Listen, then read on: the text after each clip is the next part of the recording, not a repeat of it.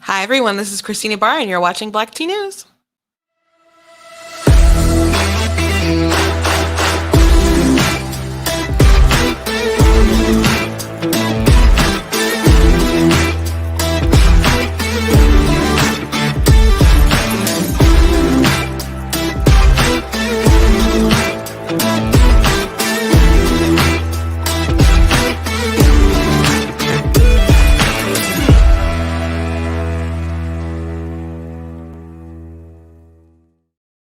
Hello, everyone. Welcome to Black Tea News. I'm your host, Christina Barr, and today we're going to be talking about Cuba. But Black Lives Matter. They issued a statement, of course, condemning the United States and supporting communism because that's just what they do. And it's always been evident that that's the kind of ideology that they have. Now, you might be saying, like, Black Lives Matter, the movement's different than just the slogan. And yes, that's true, but they own that, and they have for a while. And I got into it with a lot of people last year. And I was pretty militant about being very anti-Black Lives Matter. When people would say the slogan, I would get on their comments like, don't say it, don't support them, don't uplift them, don't give them any kind of money because their ideology and what they actually support is evil. I wrote a big article on my website, blacktnews.com, about how Christians in particular were duped by this particular organization. I wrote an article about why people are super actually offended when you say all lives matter, or at least my opinion on it. Of course, they're all like my opinions on my site, but that's some good information to read. But we're going to talk about that and why there's all these activists who are like in the Black activist sphere who are they gravitate around communism and Marxism. There's a pattern and there's a reason. It's strategic and has been for a long time, which we talked about on the show and we'll continue to talk about. Other things I want to get to today. I didn't talk about this yesterday because I ran out of time, but Chick-fil-A, Democrats are coming against Chick-fil-A again. I don't know why. It's an excellent place with great service and excellent chicken. But of course, they supported stuff like the Salvation Army. So, because they support groups like that, then they're anti-LGBT with their donations. So they don't want them to build Chick-fil-A's up, in New York and stuff. So the Democrats are trying to stop that. Just let the people eat Chick-fil-A. Let us eat the chicken. It's good stuff. And we'll get to some other things as well. We got some virtual book banners, book burnings going on. People are still freaking out about Abigail Schreier's Irreversible Damage book. So we're going to be talking about that. But first things first, please like, subscribe, wherever you are. I'm on Facebook, TikTok, YouTube, Instagram. I think that's about it. Twitter. All my handles are at Black Tea News, except on Twitter, it's at True Black Tea. So make sure that you're liking, you're following, subscribing. Thank you to everyone who, is subscribed. I got a nice following on TikTok, and I'm building my other platforms. If you're watching on Facebook, if you have a YouTube, please go follow me there on YouTube too. And make sure that you're hitting notification bells and so on. Big tech makes it so complicated as far as how they want you to be able to talk to your audience and communicate. Another thing, the White House is apparently working with social media, surprise, surprise, to track your speech, monitor your speech, infringe upon your speech. Like, these companies, they can do what they want, right? That's the whole like free market thing. They can make these decisions, and it's their platform. We decide, we agree to the terms and service and do whatever. But it gets into some really dicey territory when they keep making deals with government, and then government does backdoor stuff to find like an alternate way of spying on you. Like, remember when Obama, they were just looking at your phone data? Yeah. They were like, we're not listening to your phone calls. We're just like looking at all this data surrounding you to kind of figure out what everything is going on with your life. So there's still like a lot of backdoor, sleazy, slimy kind of stuff that they got going on, which is no surprise that the Biden administration is doing, because he was Obama's VP. So people who thought things were going to get better, I don't know what kind of rock you people are living in. Maybe just people are too young. There's too many people who have a short attention span. Maybe our phones have made this happen where we can't think beyond. I don't know, a year or a few months. And then there's just genuinely a lot of young people who just don't remember, or there's just people who weren't engaged because Obama was their guy, because whether it was because he was a Democrat, or whether because you're excited because he was black, or just people checked out and they just knew that they liked him. But and maybe there were some things they heard on the news about, maybe something they didn't do, but they mostly just weren't monitoring him. And then when Trump became president, everyone was like microscope on him 24/7.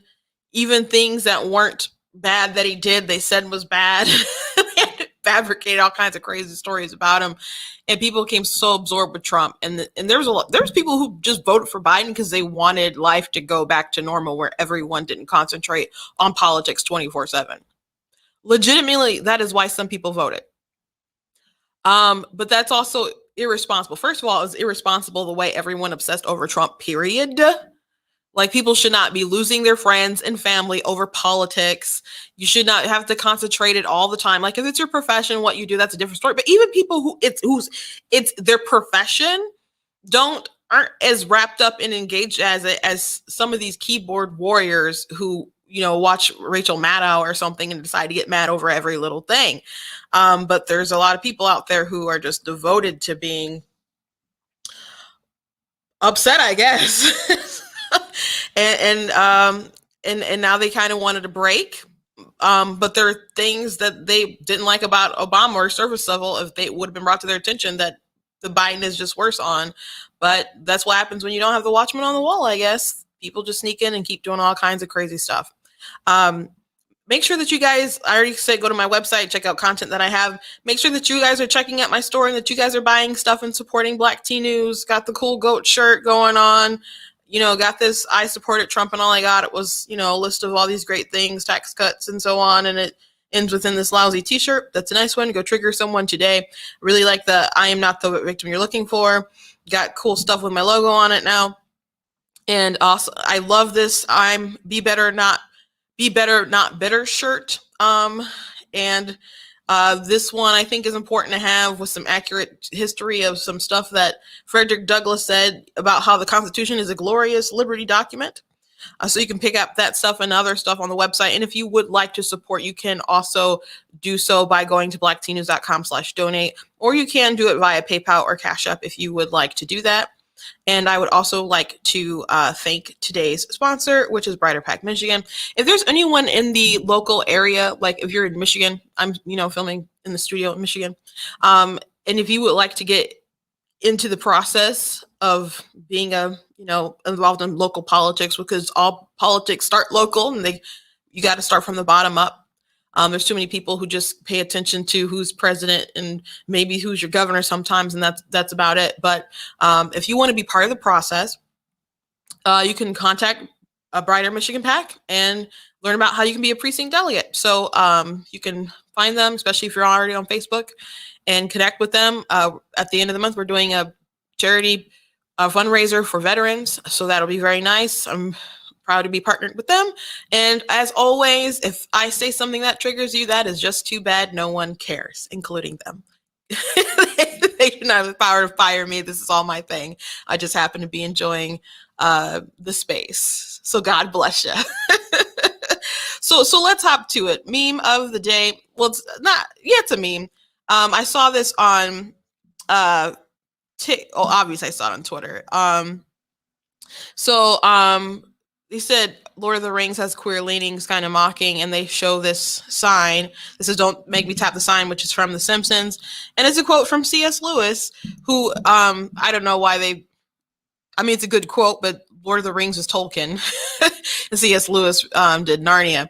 But they were good friends. But he has a really good quote: "Those who cannot conceive of a friendship as a substantive love, and only as a disguise or elaboration of eros, betray the fact that they have never had a friend." That's pretty deep. But I wanted to mention that.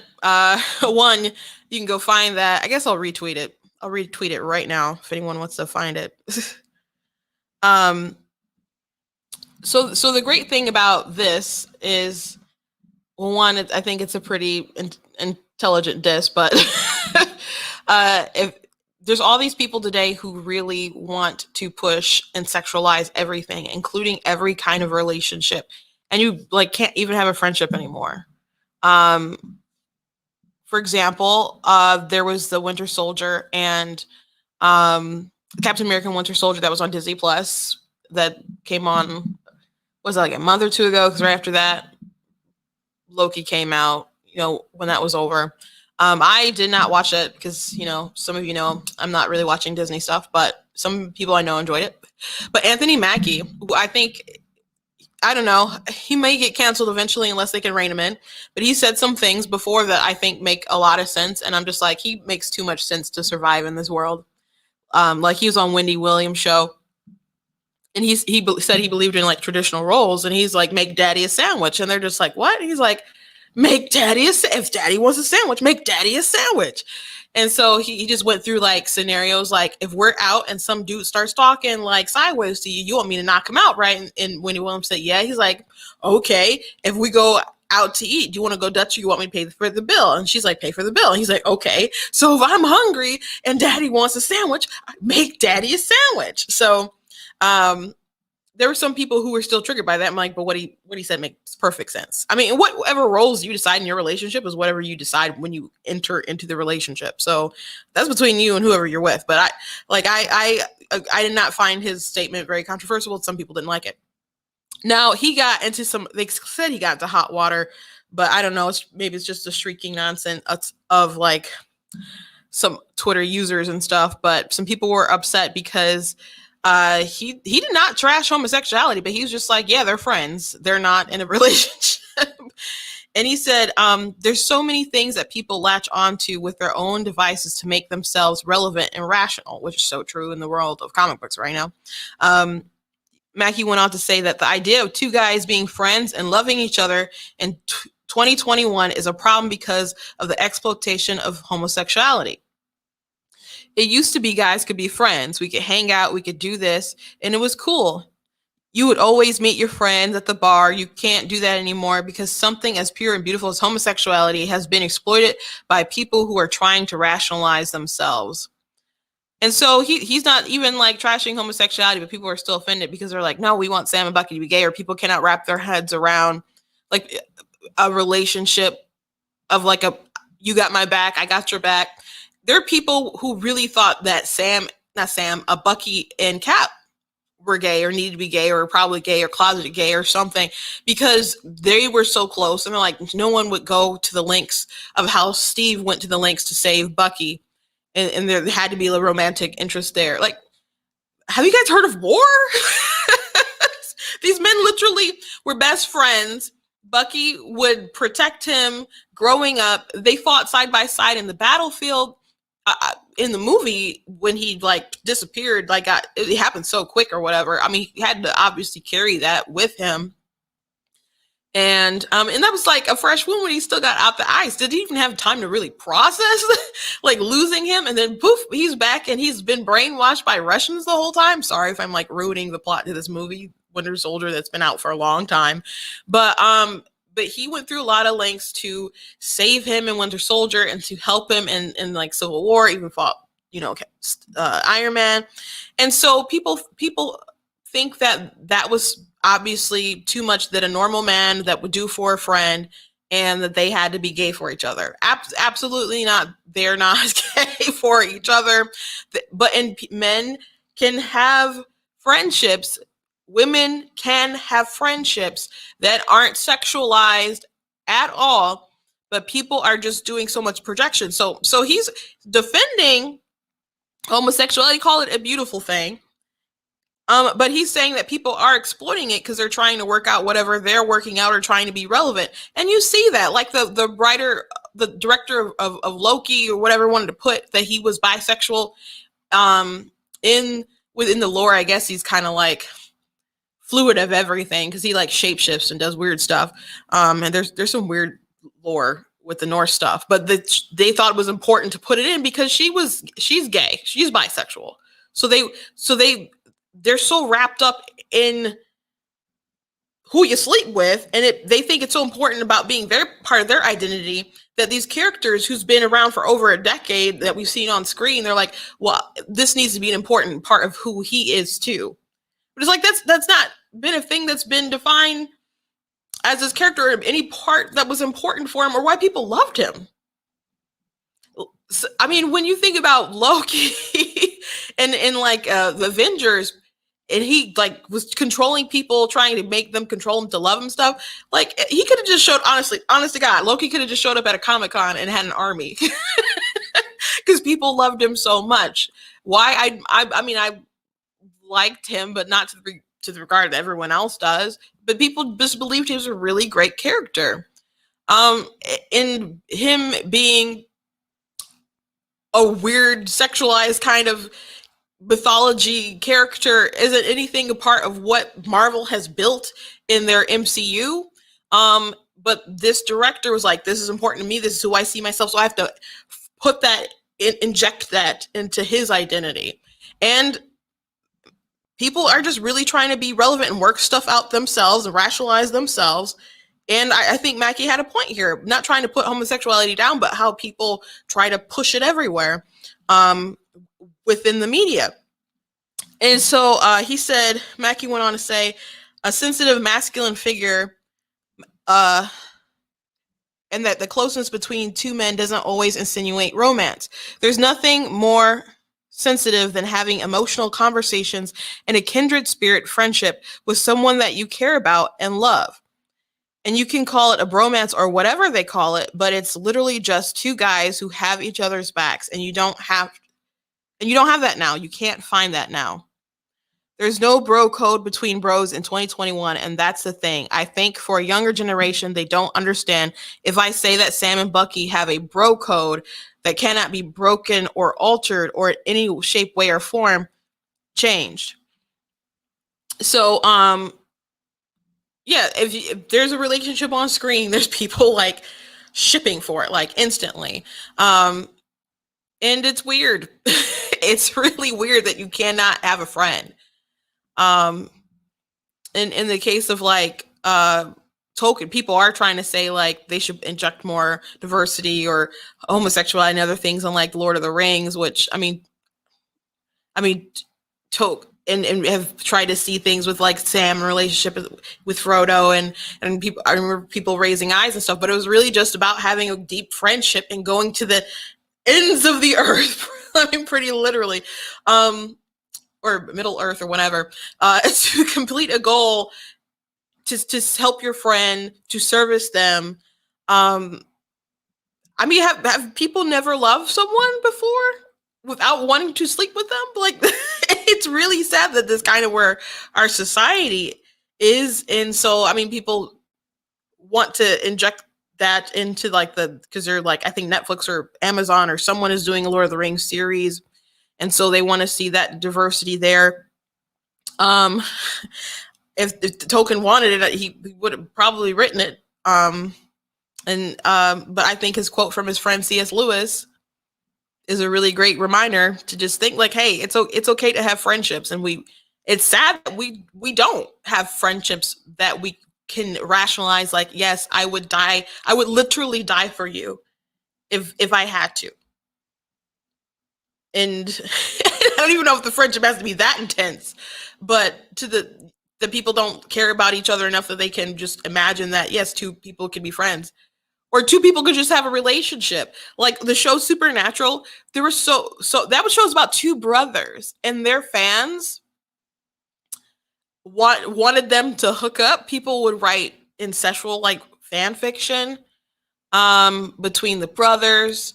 And then there was another male figure on the show who's an angel, Castiel. I watched it for a while. And people would ship the angel with one of the brothers and stuff. They like, there could not be like just a bromance of people just fighting evil. You know, people did all this shipping with people together, and then the writers played into it for the fans a bit. They even had like a fan episode where like someone wrote a play and they went to the play, and so they indulged them a bit. There's a lot of fanfare, and they have tremendously dedicated fans, tremendously dedicated fans. Some of them are freaking weird. I'm not gonna lie. Not gonna lie. Not gonna lie. And the show got weird too. I did not carry on the Wayward Sons all the way to the end. I cannot say that I did.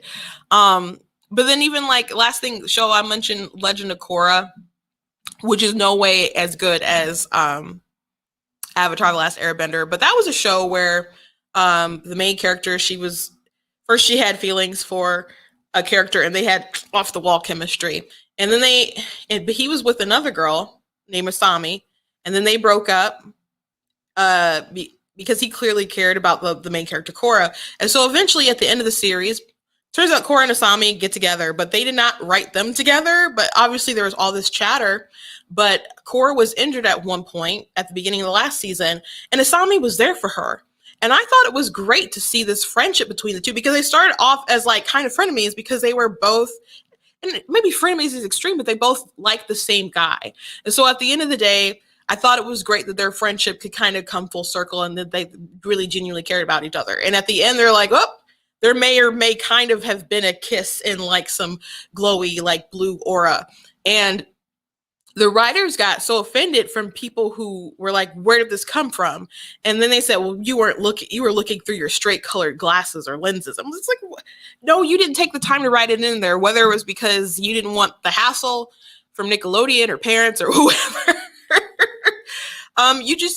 You wanted to get the praise from the activism, but you didn't want to have the guts to actually write it in there. So, but I was upset about that, because I'm like, women can't just have friendships either. I mean, what they do with the men, they sexualize the male relationships, and they sexualize the female relationships. So I didn't mean to go on about that for so long, but I think that quote from C.S. Lewis is important, and I'm going to be posting it in places in threads and probably do a TikTok about it later. So anyway, let's get on to the news. Thank you for entertaining me with the entertainment side of things. Okay, so first thing I want to mention, Abigail Schreier wrote a book called Irreversible Damage, and I've talked about this before, and it was a story that she didn't want to write, but there were some parents who reached out to her and they were like talking about the trans phenomenon and how their kid believed they were trans and kind of self-diagnosed themselves, and like I just need some help. So she tried to pass the story off some other people, but like people would not bite. So she's a journalist, and so she went on a journey, and she interviewed doctors, therapists, and families, and activists, and people who believe they were trans, people who were detransitioned, and so on. So and she created a book, Irreversible Damage. She just talk about how there's a group of young women who would in the past have had other sort of maybe psychological issues, and they might have been coped in other ways, like being anorexic or cutting themselves and dealing with their depression in that way. But instead of going that way, they're now latching on to the being this trans phenomenon. And so, from everything that I've known about it, is pretty thoughtful. and she doesn't have like an anti-trans way of thinking. She doesn't even like say stuff like we should not have hormones. And so she's still more kind of radical. Well, not more, but she's more radical still in the position I am, but she's a journalist. She wanted to tell a story, but people were so upset with her story. So, but it's a bestseller. And so people have tried to take it off the shelves before, like at Target, I think they took it off, but then people played, so took it back on. There are other trans books books dealing with trans issues that have been taken off of Amazon. I don't believe her book ever was, but here we have, right there. So Irreversible Damage, the American Booksellers Association is facing backlash because they put out an advertisement of the book, and it was one of the best books of 2020, according to the Economist and stuff. It got rave reviews. It was a very thoughtful book, and I've seen people who were trans reading it, going through the book, who said that they really enjoyed the book. And so the American Booksellers Association, they sent out like this white box in the mailing they sent to 750 bookstores. And so it included a copy of this book. So people flipped out. And so there's this article, Publishers Weekly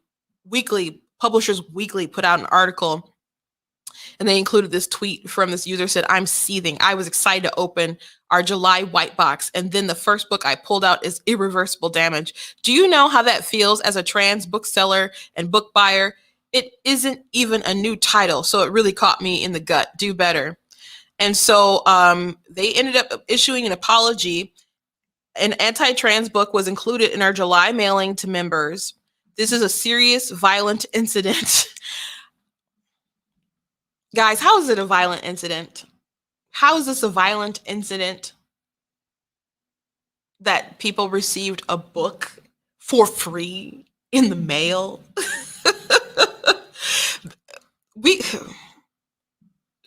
A violent incident, and that's the apology. That's not even what someone said about it. That is the apology that they decided to issue, that it was a violent incident. Like, did the book jump out and attack people? So it's a violent incident that goes against ABA's ends, policies, values, and everything we believe and support. It is inexcusable. So we're living in a cuckoo world. Super, super cuckoo world. But this book has helped a lot of people. And she's done a lot of interviews about it. She's talked to Jordan Peterson about it. She's been on Joe Rogan's podcast about it. I've played clips on my stream with her talking about the book and the effect that's going on. And people need to talk about it. They're trying to shut down people from talking about these issues and how it is sweeping. It is a trend with young women. And there's plenty of people who are self-diagnosing themselves as trans instead of having like genuine gender dysphoria. And then they come back and they find out that they don't really have it, and they need to go backwards. And some of them do have irreversible damage. Some of them, they have to have the hysterectomy. I mean, that's part of like the irreversible damage. There's people who, they ruin their vocal cords. I saw one video, gosh, it was heartbreaking. And someone was talking about how they went through their journey and they started changing their clothes, they started changing their hair, started, binding their breasts and stuff. And so she said, but I hated the sound of my voice. I hated the sound of my voice. And so she started taking, the hormones and started changing her voice. And so eventually she found out that, hey, she wasn't trans. All the issues that she still had before, they were still there. And so she started detransitioning. And so she grew her hair back out. And, but at the end of the day, her voice still is deep like a man. And so now she said that's her biggest regret. And I'm going to get a little religious on you, but I'm just like, ain't that just like the devil? Like, make you so insecure about something known full well. Like, that's the thing that you're going to end up missing and regretting. Like, it's just absolutely heartbreaking. And the fact that they don't want people to have real conversations about these issues, to people to work through their gender dysphoria, to be open to the possibility that they're not actually trans, and maybe there's other ways that they can deal with that, or maybe that they are trans, but not having the hormones and going through surgery it could be the best decision for them. And like Chad Felix Green, he had gender dysphoria. And he talked about how the book When Harry Became Sally really, really helped him. And so he's living his life as a gay man, but he had, different thoughts that he had to work through himself. And there's other people who I like follow on TikTok who have spoken and have the same sort of feeling. And they choose to, they dress kind of more masculine, but they're still a female, but they have gender dysphoria and they still deal with that. And they say it's so uncomfortable kind of being your body. And they've spoken out against like stories like there was a woman who said she was trans and walking around with her top off. And so she's like, no, she's like, people with dysphoria, they do not feel comfortable in their body. So people who are going around just kind of exposing themselves like that is just perverted. It's perverse. That's weird. It's really, really weird. So I think it's crazy that people just want to shut down all kinds of speech. And it's not just with books like this. It's with obviously for politics too. So I'm glad that she's still keeping on. I'm glad that she wrote this book. I'm glad that it's helped people, and people need to keep having conversations because there are some things that you can do to yourself that does cause irreversible damage, and that's why she wrote the book, because families were being devastated because medical professionals, they're now just kind of going with the affirming of the ideology, that, oh, you think you are trans, and not trying to find like a different way sort of around it, but just kind of to agree with it and to affirm that suspicion that they have, instead of trying to come up with whatever the real diagnosis may be. So she's doing important work, and God bless her. So let's move on to like the meat of the story of where I want to get to. Black Lives Matter. So first of all, we've seen what's been going on with Cuba. So they've had enough. They're sick of it. It's not just vaccines. The White House is like, oh, we'll help them vaccines, and as if that's what, Peter Ducey's like, they're not cheering like we need vaccines in the street. They're like, we've had enough. You're not Cuba. Like Cuba isn't yours. Like that's what they're saying in the streets. They're not saying give us vaccines. No, they're not dealing with the health crisis or pandemic well, and people do need vaccines and medicine and all that kind of stuff. Which I guess is contrary to Obama and Bernie Sanders and people like that bragging about, like Cuba and all the stuff they got going on. I mean, Ted Cruz was on Fox News talking about a friend of the family who said people don't know how bad it is. They said they just had a bowl of soup for the other day. That's all they had, like very thin soup. People are starving. And the government at this point of time is pushing back on people. Like there was a YouTube like celebrity down there who they just arrested them while they were alive. Just came for them. Like we are so ungrateful in our nation. Extraordinarily ungrateful in our nation. But you have groups like Black Lives Matter who, when it comes to what can they stand by liberty and freedom, they're going to choose communism. So they came out with a statement which was kind of curious, and starts with Black Lives Matter condemns the U.S. federal government's inhumane treatment of Cubans and urges it to immediately lift the economic embargo. So that's where we're at, right? So Black Lives Matter is like, it's the U.S.'s fault. They need to lift sanctions and embargoes and all that kind of stuff, and don't want to just acknowledge that communism is bad, and that's why people don't have food, and that's why people are being arrested. That's why they don't have free speech. That's why the people are concerned. Okay. This cruel and inhumane policy instituted with the explicit intention of destabilizing the country and undermining Cubans' right to choose their own government is at the heart of Cuba's current crisis. Cubans can't choose their own government because they won't let them have elections. But that's not in your statement. Let's keep going. Since 1962, the United States has forced pain and suffering on the people of Cuba by cutting off food, medicine, and supplies, costing the tiny island nation an estimated $130 billion. Without that money, it is harder for Cuba to acquire medical equipment needed to develop its own COVID-19 vaccines and equipment for food production. This comes in spite of the country's strong medical care and history of lending doctors and nurses to disasters around the world. So they're still like, Cuba's good, their healthcare is good, it's just the US. And that's why they can't give vaccines to their people. Okay, I'm just going to read a little bit more. The people of Cuba are being punished by the U.S. government because the country has maintained its commitment to sovereignty and self-determination. Again, they're not having elections because communism is bad and they don't want people to be free. United States leaders have tried to crush this revolution for decades. Instead of international amity, respect, and goodwill, the U.S. government has only instigated suffering for the country's 11 million people, of which 4 million are Black and brown. Oh, there we go. Making it all about race again, because that's what they do. That's what they love to do. Making it all about race. So I find it interesting. Like I said, so many of these black activists are so pro communism.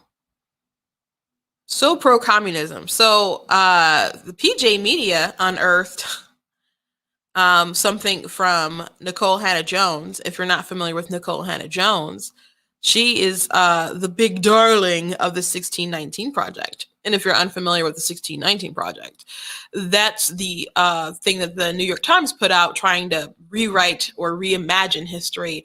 That instead of thinking about our founding being something rooted in like liberty and freedom and all that stuff that we're accustomed to and have learned and would agree upon, they're like, no, the real founding wasn't in 1776. The real founding, when America was truly built on, was the original sin of racism that started when the first slave ships landed on the shores.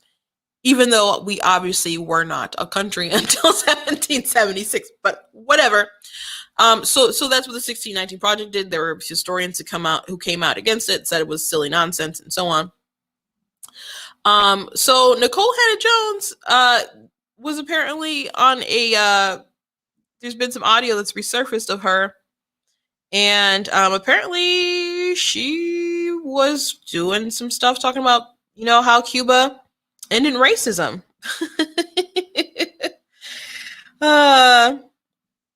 So she told she actually, the National Pulse was the one who unearthed it. But there was a podcast that she's on. She said, "I'm definitely not an expert on race relations internationally."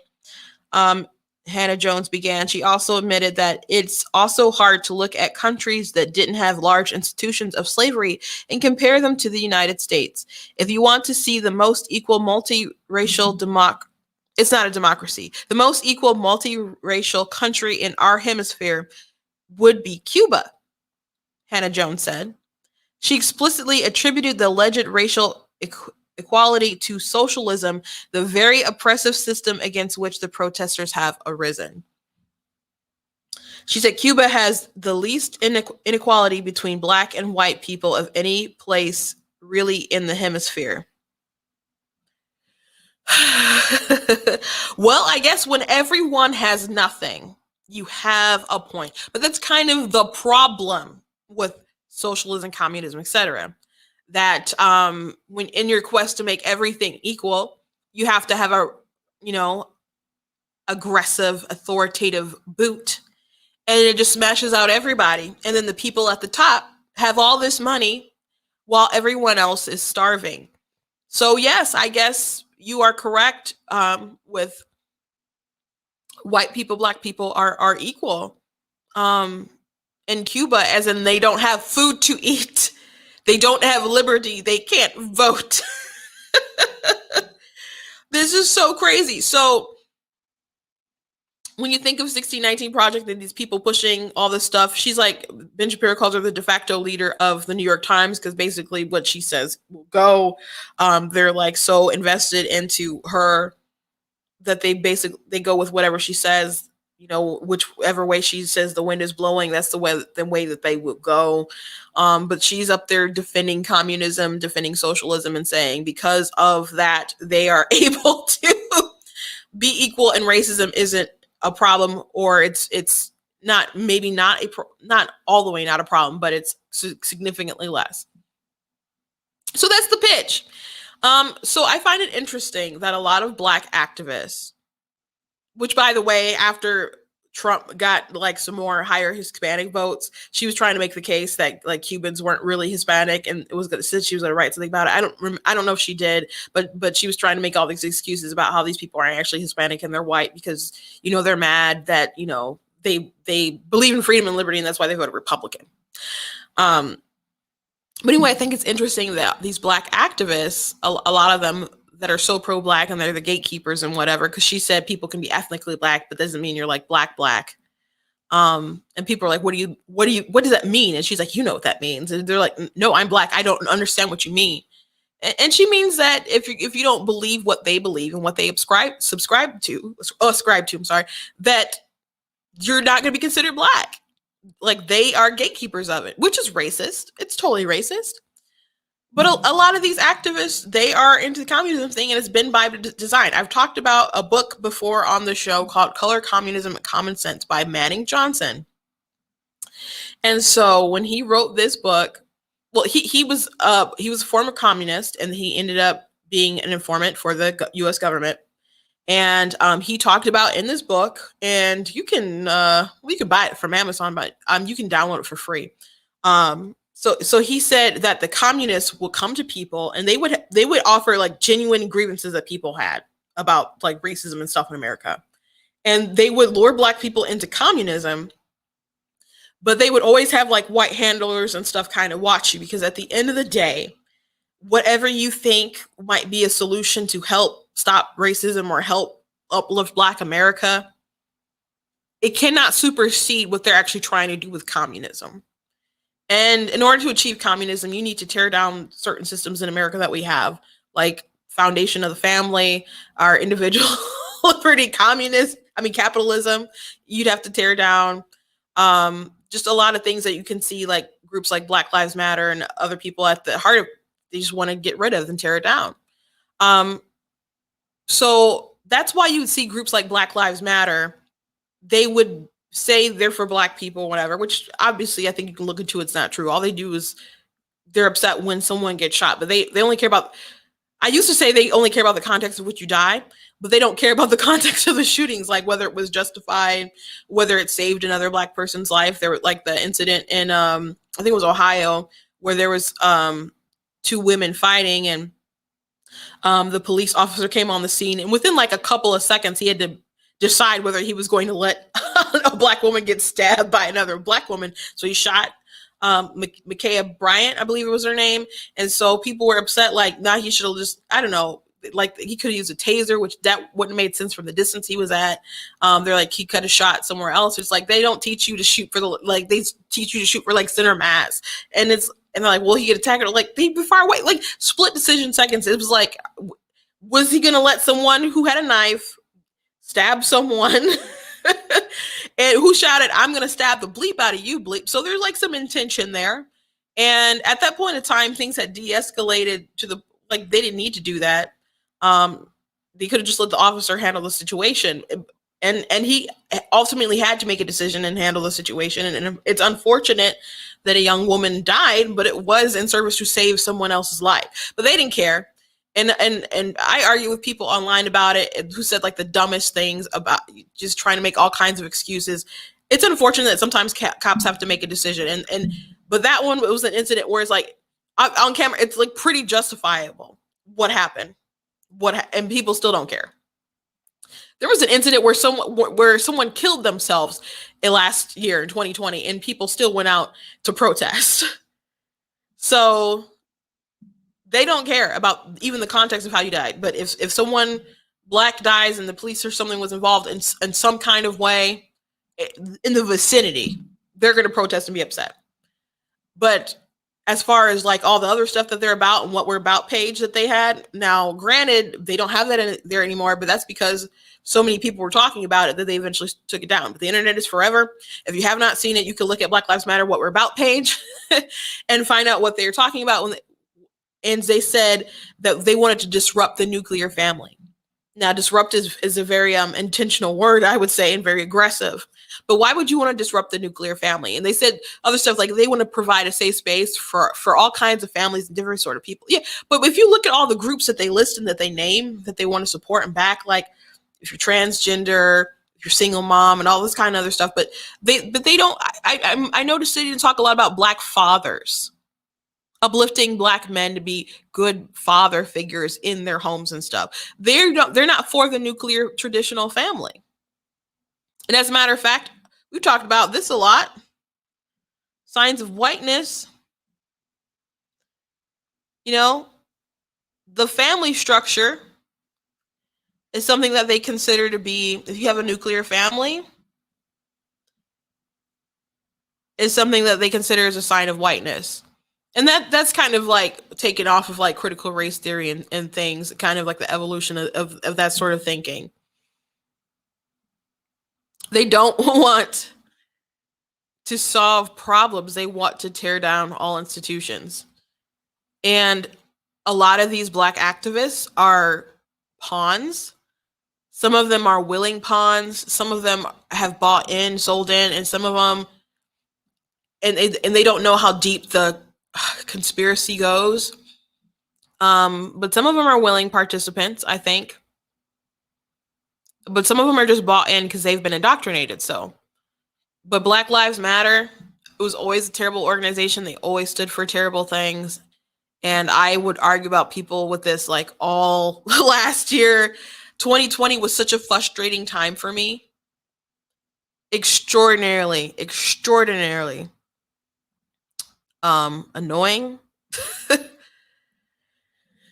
uh because these people had an evil agenda and they still have an evil agenda, and the fact that they would, these people are rising up. It's not over vaccines. They've been talking and trying to do stuff for a long while on the ground, and now everything is coming up to a swelling point, I guess, a breaking point, and they're like, America is bad.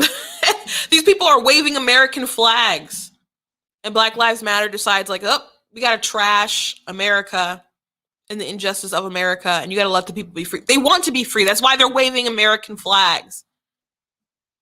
It's symbolic of liberty and freedom. What they think too. All these other countries around the world, China and Cuba, they're waving American flag because they think this is a good place. But you have people who want to burn the flags, disrespect the flags, turn away from the flags, kneel during the national anthem because they think there's such injustice in this world. There's injustice everywhere. But you ungrateful people, America is a wonderful place. But Black Lives Matter, they want to tear it down because they're devoted to communism. Patrisse Cullors, Black Lives Matter, trained Marxist, proud of it.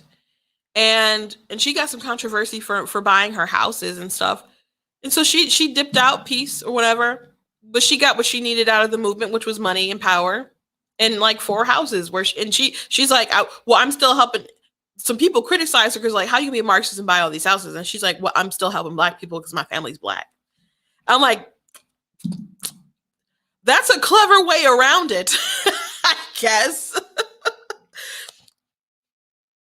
And I agree with that. You should use your money to help your family, to take care of your family. But people who are capitalist want the same thing too. You shouldn't just get a pass. You should be able to do what you want with your money, for sure. But so should other people. But you think they're immoral, but you don't care because it's you. So she had to end up stepping away from Black Lives Matter. But these people who founded it were Marxist. They don't mind communism. They'll stick up for it. Nicole Hannah-Jones stuck up for Cuba and socialism, communism. And they legit think that is the way to solve racism. They have communism, I guess, will make everyone equal because it will ruin everyone's lives equally, except for the people at the top who will, profit off of the scam. So I hope more people can just wake up to the evils of this group, the silliness of this group. I was pushing back against them so hard. I did a video, a TikTok response to someone the other day who was pushing they did several videos for critical race theory and was explaining critical race theory in their way because they're for it, which I thought was funny because they had like 3-4 videos about critical race theory and none of it mentioned the connection to Marxism. So I think that's interesting. I'm like, either they don't know or they don't want to say. Because why wouldn't you talk about the origin of how it was formed? And if you're doing like a series on it, but they said that bigots will say, well, what kind of law today is racist? Show me a racist law in the books. And so I'm like, how desperately stupid do you need people to be that you would say if they ask you to show your work and prove that there's racism, that somehow that means that they're a bigot? That's astronomically ridiculous. And so the bill that they said was racist was Arizona Bill 2023, I think it is, the one that went to the Supreme Court. And so he said it was racist because there's some people like it disproportionately impacts minorities because if you want to give your ballot to someone, you can't give your ballot to someone, and it makes it harder to vote. Just because it inconveniences you does not mean that it's violating the Voting Rights Act. It doesn't. Does it technically make it hard to vote? I guess if your way of voting was to hand off your ballots to strangers or your friends or third party groups, yeah, I guess it makes it harder in that kind of way. But what it does is protect your vote because less hands should be handling your ballot because that prevents it or should help to prevent someone from throwing it out or someone from filling it in the way that they want it to be filled.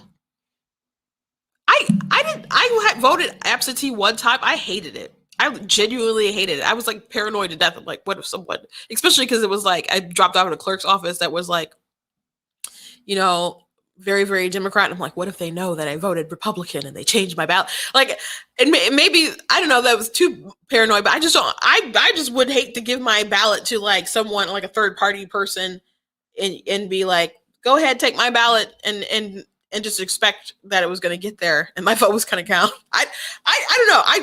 I hate the idea of it. But they're trying to stop people from like, I don't know, going to a nursing home saying I'm here to pick up the ballots and then toss out the ones or trying to help someone fill out a ballot to all the stuff that they want to and manipulate it. And you know what? Republicans and Democrats have both been busted for ballot harvesting. So that the law isn't racist. It doesn't mention anything about race in the law. Does it make it hard to vote? I guess technically, but if they banned flying carpets from taking you to the polls, that would technically also make it harder to vote too. Like, so just because it doesn't cater to your every single whim doesn't mean you are being suppressed. It doesn't. But how they're talking about the law and how it would have disproportionate impact, it just kind of seems like these people don't care about equal protection under the law. They don't care if things are applied equally to people. They just genuinely want to manipulate things to get the results that they want. They don't care about any sort of equality under the law. Like, think about solutions that people pose about trying to, like, they think too many black and brown people are locked up, so they want like bail reform and all this other kind of stuff. It's like, well, we see that crime is like, maybe you had good intentions, but and then they have these radical like prosecutors who don't want to prosecute people. Even like with some of the riot stuff that happened last year, they're like, well, we don't want to send them to jail. How about they clean up the shop or something and then we'll reconvene? It's like, no, they like looted, so you need to like convict them and take them to jail. But you have all these radical prosecutors who want to try out different things. Just like, but you trying to keep these people out of jail though is like causing more crime. So in all the ways that they want to fix tribal, the disproportionate impact of different people, manipulating the laws or how we work the laws isn't working. We need equality under the law, equal protection, and we need to focus on equality and not equity. Equity is causing a lot of harm, but they value equity over, legitimate equality. So it's crazy. It's crazy. But I think Democrats are really, really, really heading for a shellacking if they keep pushing things the way that they are. I mean, it took Biden and them. I did not hear this yet. I was on the phone with someone and they said that the Biden administration finally came out and said communism is bad. Well, after a couple of days, it's kind of late. But I, if that's true, better late than never, I guess. But it's still late. It's still late, and they need to reel in some of these crazy people who've run their party. But you have Black Lives Matter activists who are like in Congress right now, who have major sympathies for them. You have people who have major sympathies for communism and Marxist ideology. You have people who are pushing critical race theory, which is a Marxist ideology. And it's still using, in America, they're using all this racial division, ginning up racial division. It's even orchestrated. Their end game is not to end racism, by the way, because they're requiring that white people have a collective identity. And then after they like have commit to having this collective identity, they have to be like, well, that's bad, you're bad. And so and calling all them racist while they're saying that, minorities can't be racist because we don't have the institutional power. It's like, whatever jargon you want to use, it doesn't matter. If you treat people bad because of the color of skin, you're just a bad person. And it is racism, but you can call it whatever you want, but it's still bad. And they're trying to create a wall from reality with all of these word salads. But the truth is, they just want to tear down everything so they can put in communism. And they can get lost in all the things they say with, systemic oppression, systemic racism, intersectionality, and all this kind of stuff. The truth is, they want to tear everything down so they can push communism. And not everyone knows that they are that they are a participant in it. They don't all know for sure about the big plot. Some of them are just pawns, and some of them are totally just bought into the ideology. But there is people talk about systems. There is an evil system at work. And some people were like on TikTok arguing like, oh my gosh, it's the Red Scare. Yeah, the Reds, it's there. People are still pushing communism. Nicole Hannah Jones is a big player at the New York Times. And she's up there saying that racism in Cuba was solved because of communism and socialism, or socialism rather. But it is communism though. That's insane. It's utterly insane. Guys, what we gonna do? We just got to keep fighting the good fight. And that is why I am here today. Before I go, I don't think I really got into the Chick-fil-A story. So Chick-fil-A in New York, they got a deal to build up more restaurants along like the rest stops. And there's some Democrats who are very upset about it because they're saying Chick-fil-A, through a charitable wing of its business, has a history of donating millions of dollars to organizations that are discriminatory to anti-LGBTQ organizations. And it's Democratic Rochester Area Assembly member Harry Bronson who said that. And so Bronson is now launching a petition against adding Chick-fil-A restaurants to the rest stops on I-90. First of all, Chick-fil-A is delicious. They are delicious. They have quality service. And no matter where you go, they have quality service. I've yet to go to Chick-fil-A where the service is bad. Now, have I gone to a Chick-fil-A and not quite everything was on point? Everything was mostly always on point. There was a time or two where maybe the chicken breast was a little small. There was a time or two when maybe they gave me the wrong sauce, or when I said no pickle and there is pickle. But the consistency that they have across their brands is amazing. The groups that they like give to that they're upset and are say this are so homophobic are like the Salvation Army, for example. So these people don't even like charity anymore. It's not like these groups go out of their way to just like destroy homosexuality or something like that. They may be Bible believers or whatever and not be for homosexuality, but you're going to quit charity because they won't bend the knee to whoever you want to sleep with. That's crazy. So their business, they're great business. First time I went to a Chick-fil-A, we were with, I don't know if we were in Kentucky or Missouri or somewhere. I don't know. But we didn't have a lot of money. We're traveling, I don't know, maybe to sing together somewhere. And so, but money was tight and we're like, oh, we want to go to Chick-fil-A. We've heard about this, but we never had it. So we go to Chick-fil-A. And we're like, oh, it's our first time here. And they're like, oh, okay. And so they're like, do you want anything else? And we're like, no. Like, do you want anything else? Are you sure you don't want anything else? And so when it was time to ring us up, they're like, it's free. We're like, what? They're like, it's free. It's your first time, And so we were just like, I don't know if that is a thing that all Chick-fil-A's do everywhere. But that was a blessing for us.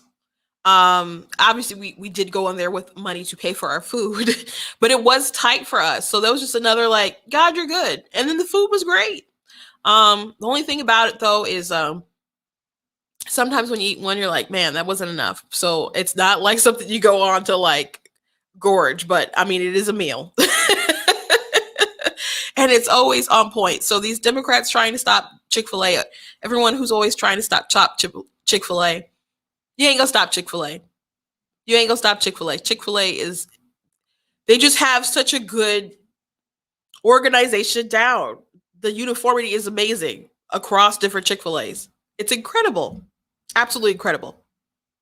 So, too bad, Democrats. I hope you lose this. And if I have to drive through New York and go through rest stops, I hope there are plenty of Chick-fil-A's on the way, because they started, for the longest time, there weren't really in Michigan. And then they started building some. There's more out west than there are like around me. There's not, the closest one is maybe like 30 minutes from my house. Maybe it's 30 minutes. Yeah, I think about 30 minutes. And if I see a Chick-fil-A, that's usually where I want to go. So good luck and God bless the Chick-fil-A. You Democrats are so silly. So silly. So silly to even do this. But anyway, that is my final news story of the day. Thank you guys all for joining me. Please go to the website blackteennews.com. Check out stuff I've written. Like I said, Black Lives Matter. I've written stuff about Black Lives Matter. Why I think Christians shouldn't have supported them specifically. Got a really good article on that, and other related topics. Please check out the store. Get some merchandise, like this cool goat shirt. The I'm not the victim you're looking for. And please, especially for all these communists out there, trigger them with this be better, not bitter shirt. There's a lot of people who need to take that lesson. And also the wise words of Frederick Douglass. And of course, we got stuff with my logo on it. You guys can go check that stuff out. And if you would like to support, you can do so via Cash App, PayPal, or you can go to the website, blackteennews.com/donate. Make sure that you are liking, make sure that you're subscribing, make sure that you're sharing. Some people really think I'm being shadow banned on YouTube. I don't know. But the best way to break that is to do it together. We know the White House is working with big tech, and big tech is always censoring conservatives, and they try to pretend that they are not. They are absolutely are all the time, and now they're even trying to label like your friends and whatever they share extremists. They're in Jen Psaki was talking today, I believe it was today, about how they're partnering with like Facebook and people to stop disinformation surrounding vaccines and stuff. Like, well, how do you determine what's disinformation? Because you guys were lying about a lot of stuff. Fauci lied about a lot of stuff. So how are you determining what is at the time things people should or shouldn't know about what's going on? Like, seriously. Let Facebook just be a free flow of information. If they're going to be a publisher, like a newspaper or something, then there needs to be, more accountability on what they post, I guess. But they want the freedom to be a platform, let them be a platform, but let people be able to use the platform. But and Facebook and Twitter and all these places, they can do what they want to do. But when they start having this kind of unholy alliance with the government, then that's a problem, because now the government is using big tech to censor free speech and stop free speech. The government is not supposed to infringe upon your free speech, but now they're like using a third party to do it. So that's really where the fight is. And I'm sure we'll talk about it more at another time. But thank you guys for listening, and I will see you again next time.